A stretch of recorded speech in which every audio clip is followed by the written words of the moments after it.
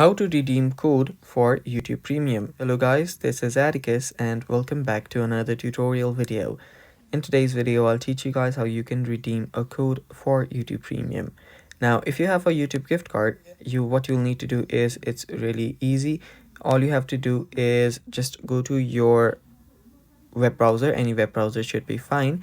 And after you're on the web browser, to redeem your premium code or your gift card, you can simply head over to youtube.com.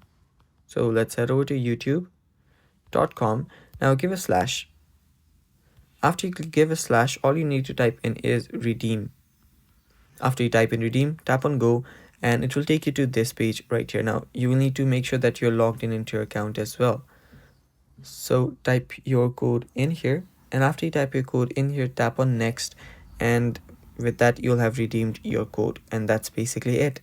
And that's all for today's video, guys. Thanks for watching. Stay tuned for more upcoming tutorial videos, and bye bye, take care.